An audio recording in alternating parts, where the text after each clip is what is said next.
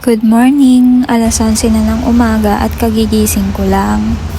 Alas 4 na ng umaga nang ma-realize ng mga mata ko na gusto na nilang pumikit. Kaya eto, nagising ako ng alas 11 ng umaga. At pagkagising ko nga ay inasikaso ko agad itong mahal na halaman ng aking among lalaki. Ilang araw ko na kasing napapansin na meron siyang mga insects at namumuti na yung mga sangay-sangay ng halaman ni Sir. Kaya naisipan ko na lagyan ito ng mga gamot. Pagkatapos naman nito ay naisipan ko na punasan itong mga lamesa at baka ako maalikabok na. Actually, may camera kami malapit dito sa sala namin pero hindi ko talaga alam bakit binago ng pwesto ng amo kong babae at inilagay ito malapit sa kanilang computer. So, pagkatapos ko nga maglinis ng onte, magkakape ako at pagkatapos kong magkape ay magluluto muna ako ng onting almusal dahil nga kahapon isang beses lang ako kumain maghapon. Kaninang madaling araw pa ako nagkikrave dito sa itlog na perito kaya sabi ko pagkagising ko ng umaga, late man or maaga akong magising ay mag-aalmusal talaga ako ng pritong itlog at mainit na kanin.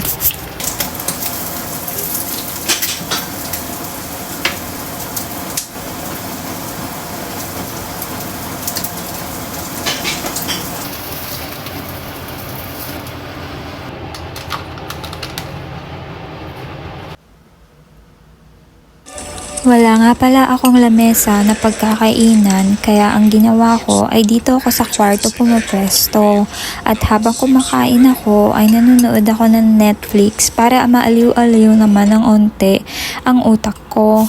Pagkatapos ng medyo mahaba-habang almusalan, ano ba yan?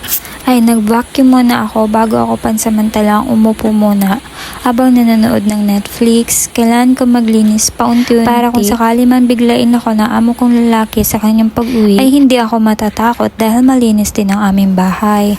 Pagkatapos ko maglinis ng onte ay naisipan ko naman na labhan itong mga damit ko. Dito nga pala sa washing machine namin ay pinagbabawalan ako ng amo kong babae na maglaba dito ng mga laundry at saka ng bra. Gayun din siya. Pero dahil nga tinatamad akong kusutin, first time ko lang naman gagawin, ay isinuksok ko pa rin yung aking bra sa loob ng washing machine.